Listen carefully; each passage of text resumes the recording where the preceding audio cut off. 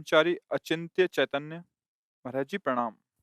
महाराज जी, शास्त्र और गुरुजनों से सुना है कि ईश्वर ही सत्य है और बाकी सब मिथ्या है। पर मेरा अनुभव ही मेरा शिक्षक है।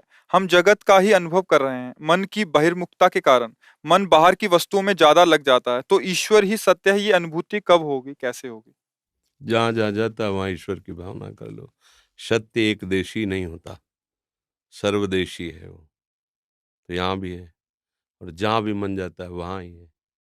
समझे? सत्य सब में है। तो जिस भी वस्तु व्यक्ति स्थान में जा रहा है उसमें सत्य है। भगवान सबके आधार है, सबके कारण है।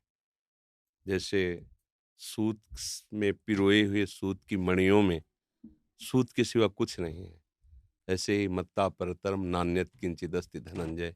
ये भगवान इसीलिए समझा रहे हैं कि तुम्हारा मन जहाँ जहाँ जाए मेरी भावना करो। बहिर्मुख ही सही तो बाहर भी है। बहिरंतश्च भूतानाम अचरम चरमेव च सूक्ष्मात् तद्विज्ञेयम दूरस्थम चान्तिके च तत्।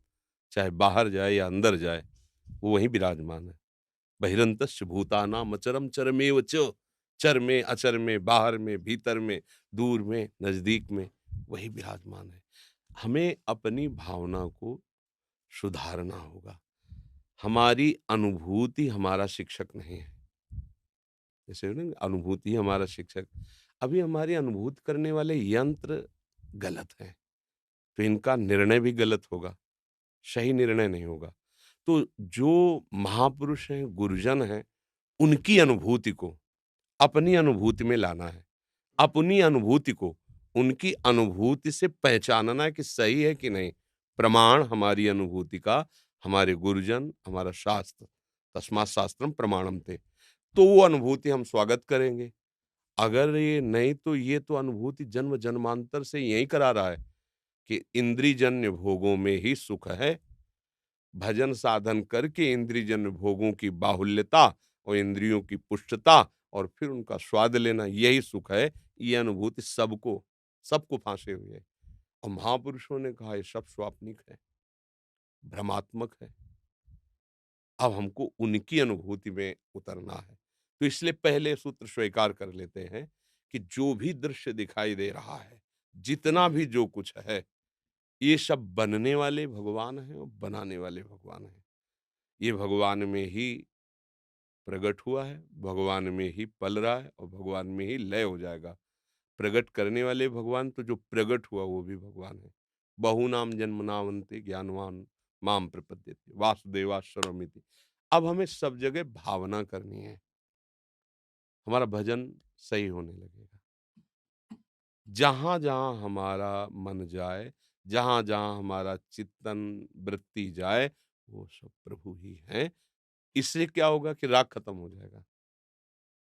इसका प्रभाव है, चिंतन का प्रभाव है। जहां आपने भगवत भाव किया तो ये जितना नानात्व है ये सब आप पर आकर्षण करना बंद कर देगा। उसका प्रभाव ये होगा, जब हम प्रभु को भूलकर विचरते हैं तो हर वस्तु व्यक्ति का एक आकर्षण है। वो हमको विषयों में गिरा देता है, वो हमको राग द्वेष में गिरा देता है, अपने पराये में गिरा देता है। इसी भेद को मिटाने के लिए हम साधना में, उपासना के मार्ग में आए हैं। तो बस हमें अपनी अनुभूति को प्रमाणित करना है गुरुजनों की, महापुरुषों की अनुभूति से। और यहाँ सुख नहीं है। भगवान जिन्होंने रचा उन्होंने बोला दुखालयम अशाश्वतम दुख योनया। इससे दुख प्रकट होता है, भोगों से दुख प्रकट होता है। हमारा विषय अभ्यास दृढ़ होता जा रहा है। तो अब हमको भगवत अभ्यास से विषय अभ्यास को काटना है। हमारा ना कभी कुछ बिगड़ा था, ना अभी कुछ बिगड़ा है, ना कभी कुछ बिगड़ेगा। तो कुछ बनना भी नहीं है। बनना बिगड़ना प्रकृति के राज्य में होता है, परमात्मा राज्य में नहीं। जो हमारा स्वरूप है वो परमात्मा स्वरूप है।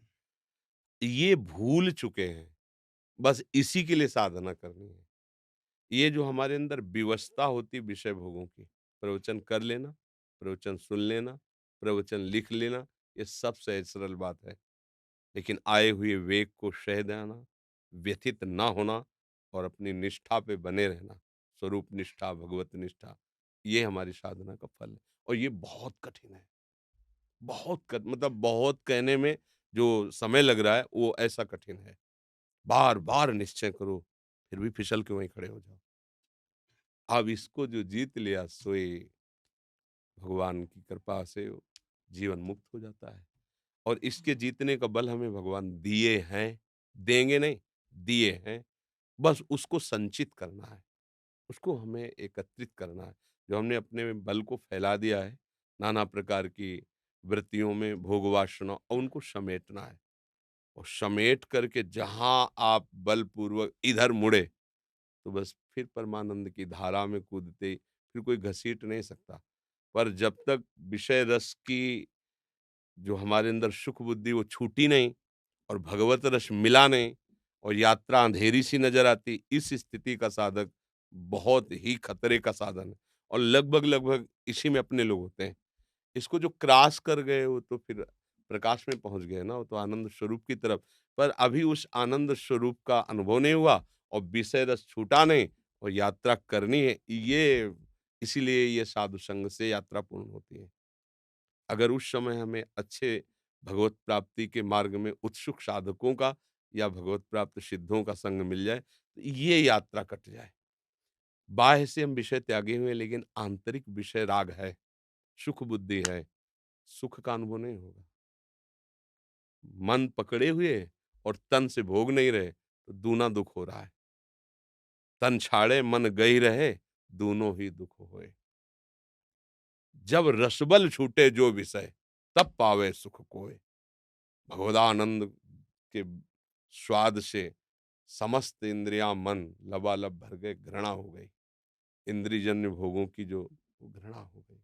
बमन के समान, बांत के समान, मलवत त्याग, विश्वत त्याग, ऐसे शब्दों का ब्रह्मादिक के भोग शब्द विषम लागत ताहि, नारायण ब्रज चंद की लगन लगी है जाए।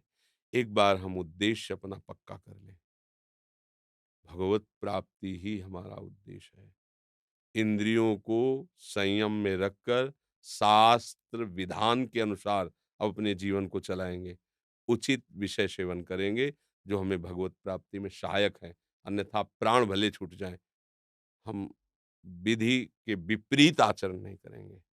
प्रतिकूलस्य वर्जनम, उत्साह बढ़ता जाएगा। जैसे जैसे आप निर्विषय होते जाएंगे, वैसे वैसे शांति आपके हृदय में राज्य करती जाएगी। और शांति जहाँ है वहीं परमात्मा साक्षात्कार करने की योग्यता आने लगती है।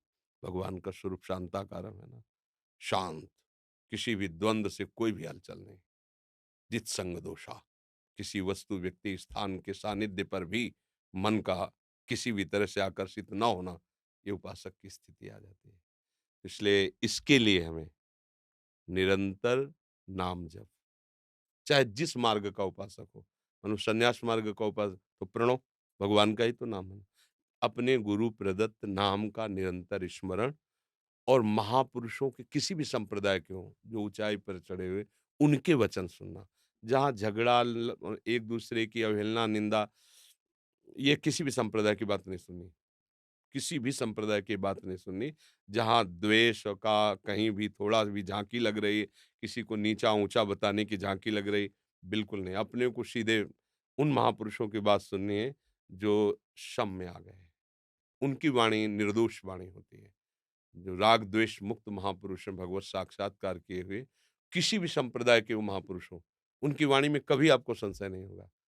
उनकी वाणी सुनो, गुरुजनों की जो पद्धति हमें दी गई भगवत प्राप्ति के लिए, सब अलग-अलग चल रहे हैं, हमें अपने गुरुजनों की पद्धति में चलना है। अगर आप ऐसे चले, तो कुछ समय लगता है, जो शुष्क होता है, आनंद अनुभूति नहीं होती। तो मतलब बहुत ही भयावह वो स्थिति होती है।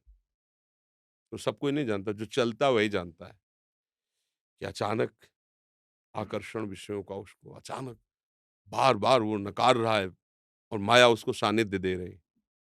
वर्तमान में सुख ले, भोग, बार-बार लड़ रहा है। अच्छा, जिस सुख के बल पर वो त्याग कर रहा है, उसका अनुभव नहीं। ये बड़ी भयावह स्थिति होती है। तो प्रायः इसके आगे नहीं बढ़ पाया जाता। कोई महापुरुषों का चरण रज सेवन करने वाला आगे बढ़ जाता है। जैसे रघुगण ने कहा कि आप जो बोले, ये स्थिति कैसे प्राप्त होती है? तो उन्होंने यही कहा। बहु गणित तपसा न याति न चेज्या न निरूपणात् गृहाद्वा न छंदसा नैव जलाग्नि सूर्यो बिना महत्पाद रजोभिषेकम। महत्पाद जो भगवत चिंतन में आत्मस्वरूप में डूबा हुआ महापुरुष है, उसके सानिध्य में ऐसे परमाणु रहते हैं कि जिन विषयों से हम लड़ नहीं पाते उनको जिता देते हैं। उनको बोलने की जरूरत नहीं, उनमें ऐसे भागवतिक उनके दर्शन से उनके संभाषण से इतना हमारे अंदर आध्यात्मिक ऊर्जा शक्ति आ जाती है कि हम विषयों को परास्त कर सकते हैं। बिना महापुरुषों के संग के इस माया पथ पर विजय प्राप्त कर सके बड़ा कठिन, फिसल कर वहीं खड़ा हो जाता है उपासक। जी। मधु बोलनी सहचरी। सतगुरुदेव भगवान आपके चरणों में कोटि कोटि प्रणाम। गुरुदेव, वाणी पाठ हित 84 जी का पाठ श्री जी का श्रृंगार करते हुए और भोग बनाते समय कर सकते हैं या फिर एक आसन पर ही बैठना उचित रहेगा? ऐसा कब उपदेश दिया गया? एक आसन पे नहीं, उठते बैठते चलते फिरते सेवा करते हुए। समय है तो बैठकर कर लो, नहीं तो पद जो है आजकल तो मोबाइल से भी सुविधा है, उसी में से देखकर पाठ करते हुए कुछ पद याद कर लो। सोहनी लगा रहे हैं, पोछा लगा रहे हैं, बर्तन मार्जन कर रहे हैं, रसोई बना रहे हैं, श्रृंगार कर रहे हैं, पद गा रहे हैं, उपासना बढ़िया है ऐसा।